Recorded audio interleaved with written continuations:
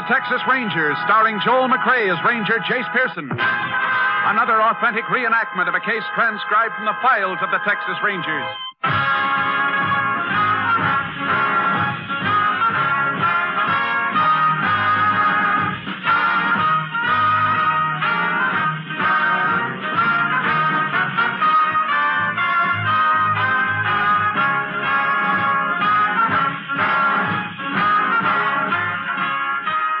Dates and places in the following story are fictitious for obvious reasons.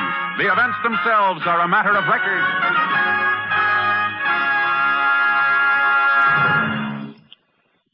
You know, when Thursday rolls around, it'll bring more top radio entertainment to you over these NBC stations.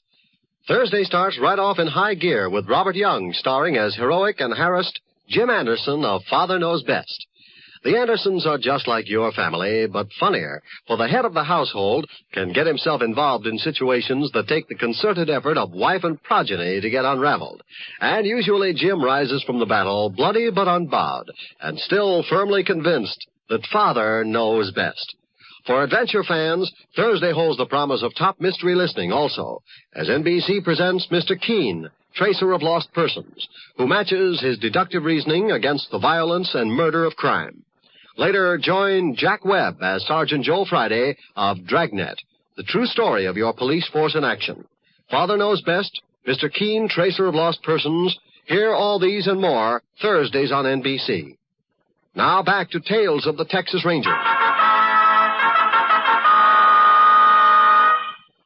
And now, from the files of the Texas Rangers, the case called Blood Trail.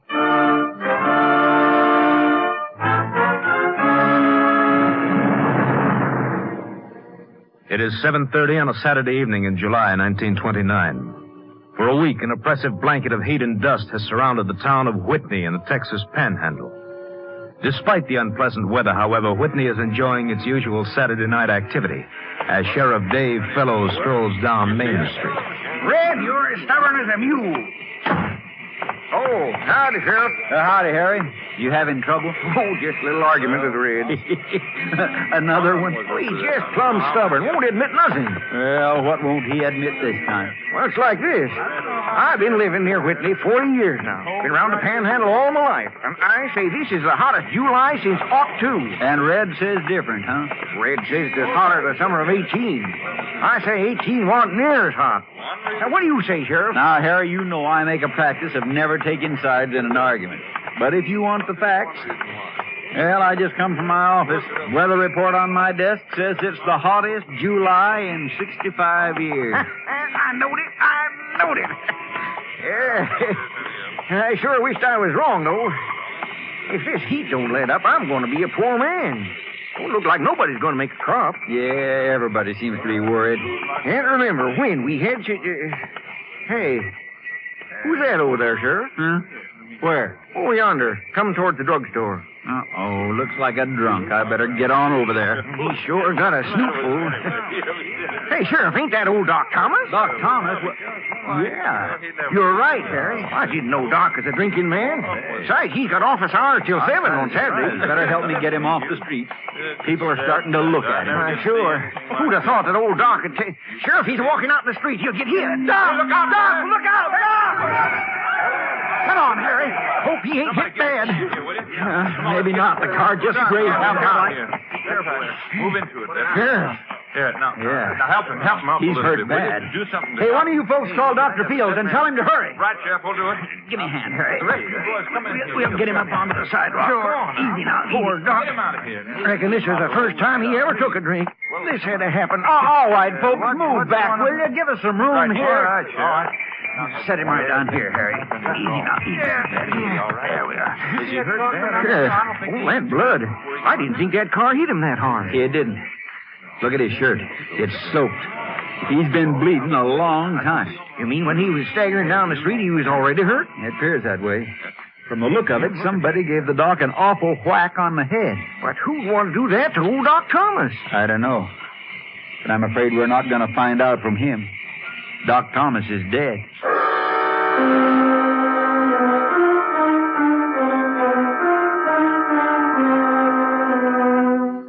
It was easy for the sheriff to trace Dr. Thomas's path before he was hit by the car.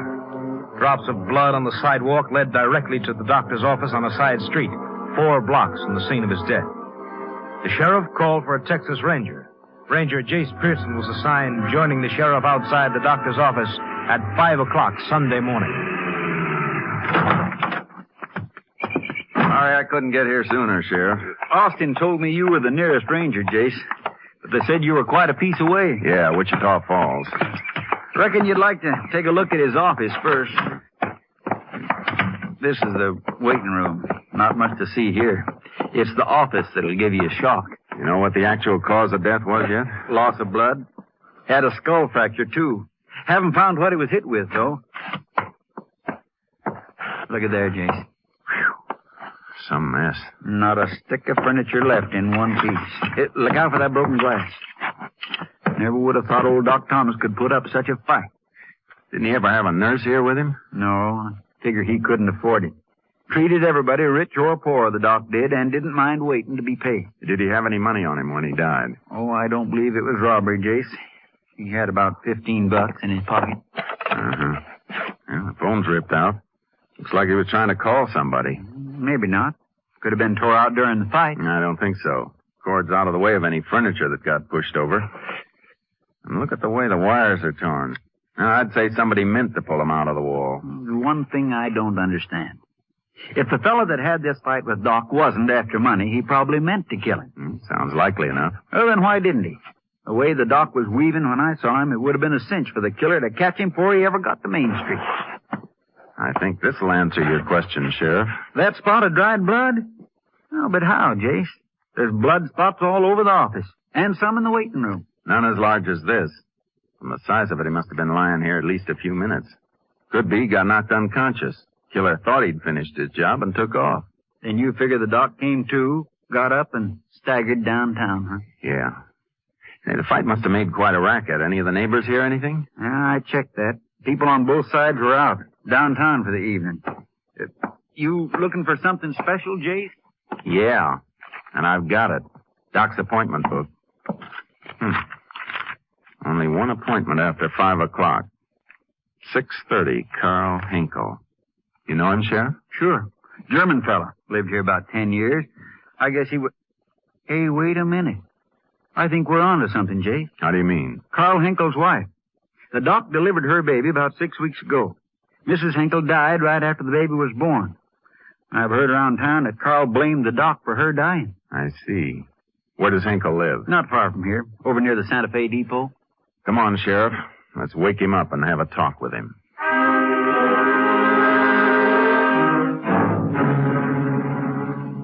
It was 6:10 when we reached Carl Hinkle's home. It was a small but neat frame house fronting the railroad tracks. Nobody answered our knock, so we walked around to the back door. Hinkle was washing something out in a laundry tub on the porch.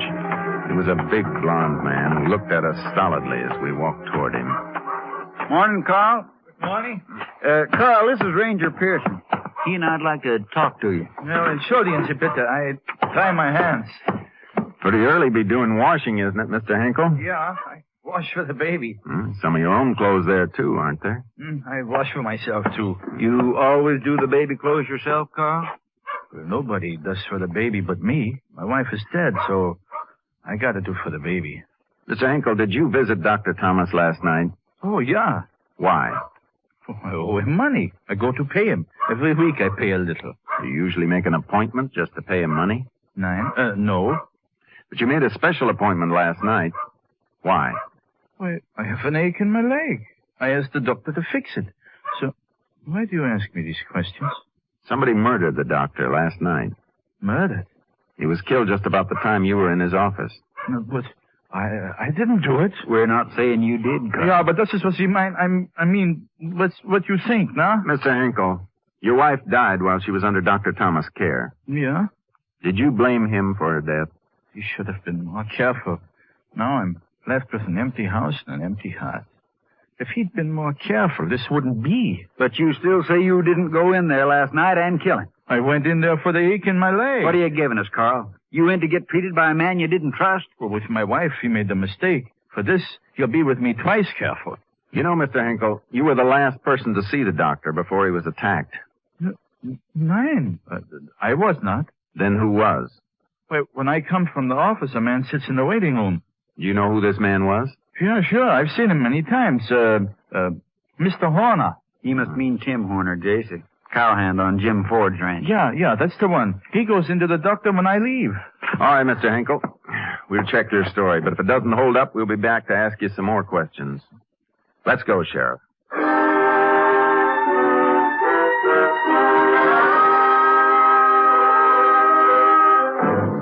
We drove out to the Ford Ranch. It was a small place that had seen better days. The ranch house needed a coat of paint. Some rusty farm machinery leaned against the side of the barn, and an old jalopy sat next to the house. In a corner of the barnyard, a Mexican was hammering some crates together. As we approached, he started kicking at some chickens which pecked around his feet. Howdy, amigo. Buenos dias, senores.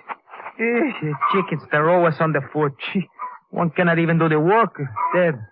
Can I help you, senor? Is Mr. Ford around? Pero no, senor. He's with the cattle. But he's going to be here any minute now. We're looking for a man named Tim Horner. Is he with Mr. Ford? Oh, I'm pretty sorry, senor. I only come to the rancho yesterday to help Senor Ford with the boxes, sir. There is one man who worked with Senor Ford, but I don't know his name. Big fella? About the size of the ranger here, got black hair? Sí, that's the fellow, sí. Yesterday afternoon I see him. What about this morning? No, senor. This morning when I come to drink the coffee, he's not here. When Senor Ford go out to the cattle, he's still not here. Caray, make him very angry. Oh? Yes. When this man, he is not there, Senor Ford, he curse and swear, and he do... Here's Senor Ford. He gonna tell you about this man. Oh, boy. Hey, howdy, Jim. Howdy, Sheriff. Morning, Ranger. What can I do for you? We're looking for that hand of yours, Tim Horner. Well, I reckon that makes three of us. When I find him, I'm going to break him in half. It's the only hand I got, and he walks out on me just when I need him most. When did you see him last, Mr. Ford? Yesterday evening. He asked me if he could go into town. I said sure if he'd be back here at daybreak this morning. He ain't showed up. Don't reckon he will, neither. What makes you think that? I checked the place where he sleeps. All his stuff's gone. Look, why don't we go over on the porch where we can sit and be comfortable? Take care of the horse, Jose. Yes, senor, I do that for you. After all I'd done for that boy, Tim Horner, now when I only need him a day or so longer, he takes off. Are you moving somewhere, Mr. Ford? I'm selling out, Ranger, lock, stock, and barrel. Well, I didn't know that, Jim. I ain't said much about it. But figure I've had about all I want of ranching. Party's been after me a long time to sell him the place. Here, sit down. Yeah. I'm going to take it easy from now on. When Tim Horner left you yesterday, was he sick? Sick? That boy never had a sick day in his life. He was just lazy, that's all. Here, how come you're so anxious to find out about Tim? A doctor in town by the name of Thomas was murdered last night. Oh, yeah. I heard about old Doc Thomas. It's too bad. He was a fine fella. Well, what's that got to do with Tim? We're pretty sure Tim was in his office just about the time Doc was slugged. That's so. You think maybe Tim was the one who killed him? We don't know yet. But his skipping out's not going to help him any. No, I don't reckon it will. You just never know, do you? Now, who'd have thought a boy I had working for me was a killer? Well, I sure hope you find him. We will. Come on, Sheriff. Let's get back to town.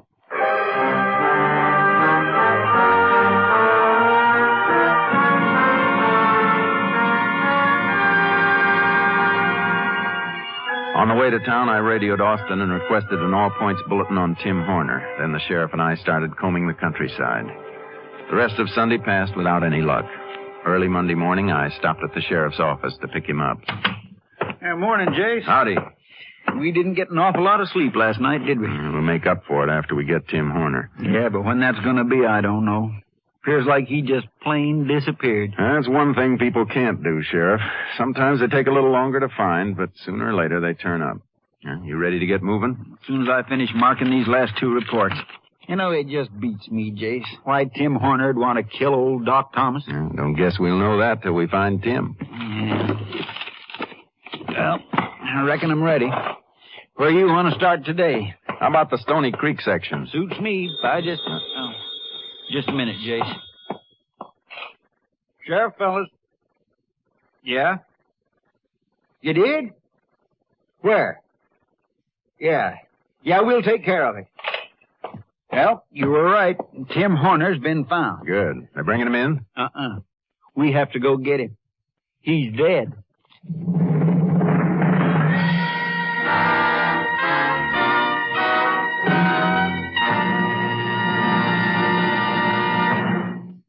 In just a moment, we will continue with Tales of the Texas Rangers, starring Joel McCrea as Ranger Jace Pearson. America needs more nurses. Nurses are a vital factor in our country's all-out defense preparations. And in addition, hospitals and clinics, growing by leaps and bounds, have an ever greater demand for trained staffs. All this spells opportunity for you if you are a young woman looking for a good career. It means a secure job at good pay, a chance to serve your community in a fine profession. Your nurse's training will provide you with a first-rate education, too, at far less than the cost of 4 years in college. You'll study interesting subjects such as psychology, chemistry, anatomy, and child care. And when you receive your nursing degree, you can choose from among the wide variety of interesting fields open to nurses. You can enter the armed forces with the rank of lieutenant. You can choose hospital or private duty, industrial or public health nursing, the airlines or the Veterans Administration. Start now on a good career of which you can be proud. Visit your local hospital and learn about the opportunities open to you in the field of nursing.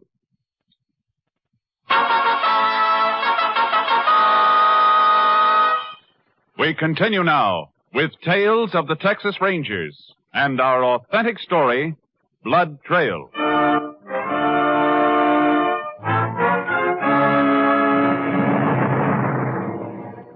Tim Horner's body had been located 10 miles out in the brush by 2 boys on a camping trip. We drove within a mile of the spot where a highway patrolman was waiting with the boys. The youngsters pointed out where they'd found the body. We left them with the patrolman and then took horses the rest of the way. You reckon Tim got scared and took his own life, Jace? That's something we'll know pretty quick. There's the 3 big boulders, Jace. Just like those kids said. Yeah, it must have been their campfire off to the left. Ooh, Charlie. Ooh. It sure is a wild spot. Hadn't been for those kids, we might never have found him. Uh-huh. Should be right around this middle boulder from what those kids said. Jace. Yeah. Pull that brush away from him, Sheriff. That's the man we've been looking for? It's Tim Horner, all right. Shot twice, through the chest. At close range. Look at the powder burns. Let's turn him over. Uh-huh. Well, we can be sure of one thing, Sheriff. He didn't kill himself. How do you figure that? No blood on the ground, so he wasn't shot here. Whoever did it carried him out here after he was dead. He sure went to a lot of trouble. Probably figured it was worth it. Almost was, too. See what you can find in his pockets. All right. Wallet. A little bit of money. Hey, Jace, look at this. Box of pills. Reckon Tim was ailing after all. Could be. Yeah, but Jim Ford said Tim hadn't been sick. Jim Ford could have been wrong. It's a cinch there's a tie-in between this murder and Doc Thomas getting killed. If we find out what kind of an ailment Tim had, we might get a lead. But how do you figure to do that? Tim ain't going to do any talking now. Maybe he will, Sheriff. What's on your mind? Autopsy? Let's get moving. We got a lot to do.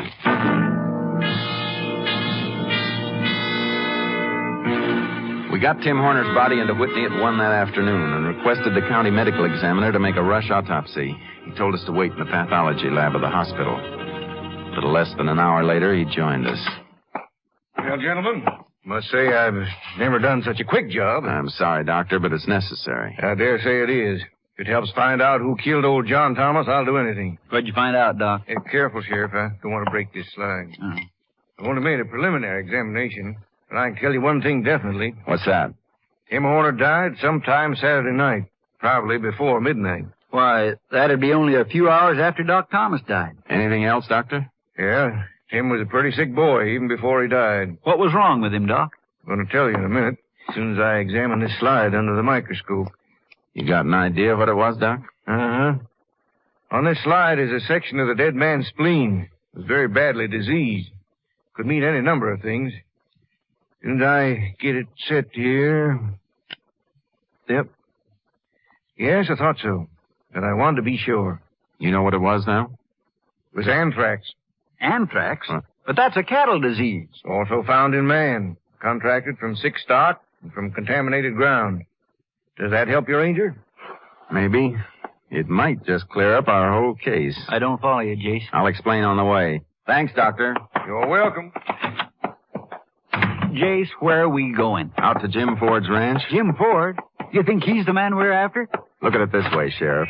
If Tim Horner had anthrax, chances are he got it from sick cattle. Maybe from burying them at the place where he worked. You mean Jim Ford's cattle are sick with anthrax? It won't take long to find out, but I think they are.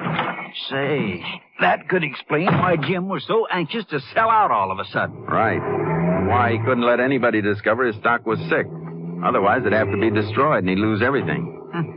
So the way you figure it, Tim knew the cattle had anthrax, but he didn't know he had it. Until he saw Doc Thomas. And once Doc knew there was anthrax around, he was bound to report it. Well, how would Jim find out about that? Could be he picked up Tim at the Doc's office. Found out he had anthrax. Yeah. And that might be why he had to kill both the Doc and Tim to keep them quiet. Something like that. Now I understand why you're pushing that accelerator so hard. Jim would be anxious to get his money for the property as soon as possible and then beat it. If he hasn't already. Well, suppose he is gone. Let's find out first.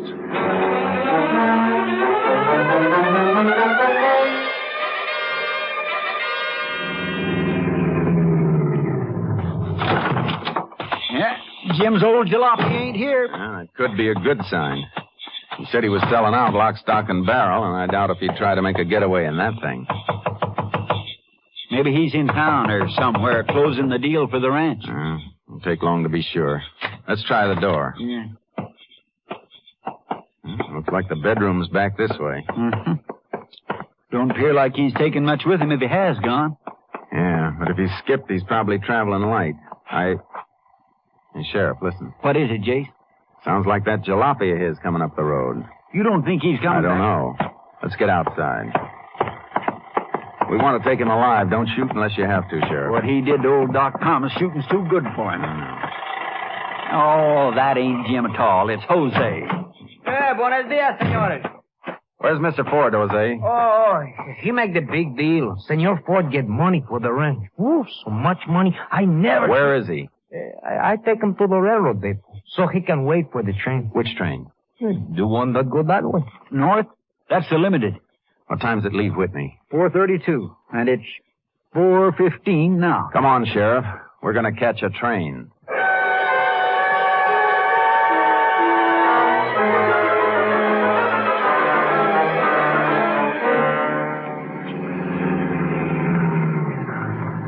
I don't know if we can make it, Jay. She's just pulling out. Come on. I don't think we'll catch her. We'll make it. Hey, Porter, don't close those doors. Hold it. Grab for that railing, Sheriff. Got it. Can you make it, Jace? Yeah. You know, this ain't the easiest way to board a train. Keeps you young, Sheriff. You ready to go? Yep.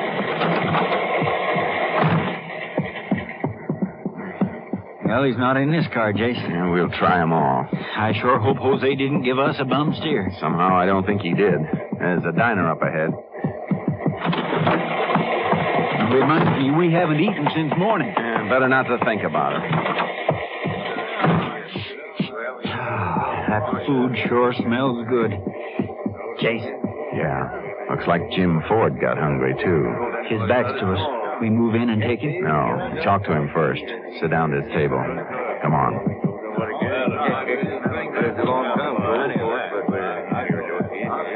Howdy, Jim. What? Mind if we join you, Mr. Ford? Well, no. Sit down. Didn't know you fellas were traveling north. Neither did we till a few minutes ago. How about you, Mr. Ford? Well, me, I sold my ranch like I said I was going to do. I don't mean to get nosy, Jim, but how much did you take for the ranch? I don't mind telling you, Sheriff. $16,000. A little expensive for run-down property and sick cattle, isn't it, Mr. Ford? What are you talking about, Ranger? Tim Horner had anthrax. He got it from your cattle. Why, you're crazy. Not as crazy as you for thinking you could get away with killing Doc Thomas and Tim Horner. Well, can you prove that, Ranger? I think so. And we'll start with this. Hey, what are you doing? Just taking the gun out of your shoulder holster. So big I couldn't miss it. Well, Ranger, you got my gun. You still can't prove nothing. I won't have to. We got a ballistics lab for that. While we're waiting for the lab report, you'll cool your heels in jail. On what charge? You can't hold me until you get some proof. That's right. And in the meantime, we're holding you for carrying a concealed weapon in a public place. Who are you? Table, Jace! He's going out the far end. Don't fire too many people. Grab him, Jace, grab him. I got him. Let me go. Take it easy, Ford. You'll get off soon enough. Then you'll take another little trip that ends in Huntsville.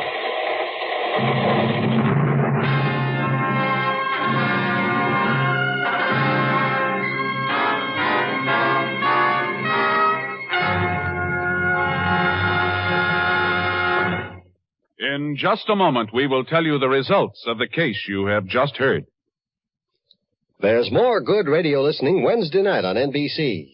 Wednesday, come to Ivy College in the town of Ivy, USA. Yes, walk the pleasant campus of Ivy College with Mr. and Mrs. Ronald Coleman as Dr. and Mrs. Hall of Ivy. There's adult comedy and heartwarming human philosophy in each sparkling broadcast of the halls of Ivy. Then, P.B., Gildy, Judge Hooker, Leroy, and all the gang bring you a half hour of mirth and music with the one, the only, the great Gildersleeve. Later, Groucho Marx is your genial paymaster of ceremonies on You Bet Your Life, radio's merriest quiz show.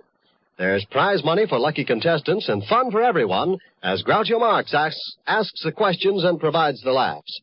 And for high adventure on Wednesday, hear both Big Story and Barry Craig, confidential investigator. Yes, Wednesday means top entertainment on NBC. Stay tuned to the NBC Radio Network. Every day of the week, the finest entertainment is as close as this station. Now back to Tales of the Texas Rangers.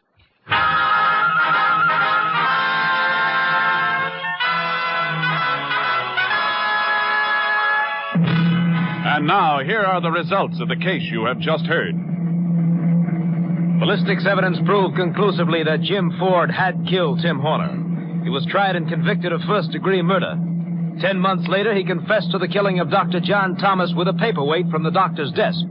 Jim Ford died in Huntsville Penitentiary of a kidney disease on June 17, 1930, just 20 days before he was due to go to the electric chair. Next week, Joel McCrea in another authentic reenactment of a case from the files of the Texas Rangers.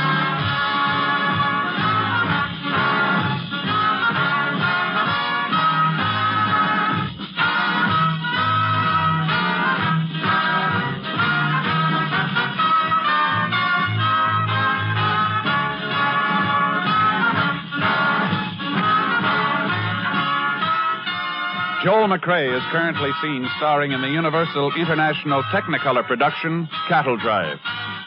The cast included Tony Barrett, Tim Graham, Henry Rowland, Parley Bear, and Barney Phillips. Technical advisor was Captain M.T. Lone Wolf Gonzalez of the Texas Rangers. This story was transcribed and adapted by Charles E. Israel, and the program was produced and directed by Stacy Keach. This is Hal Gibney speaking.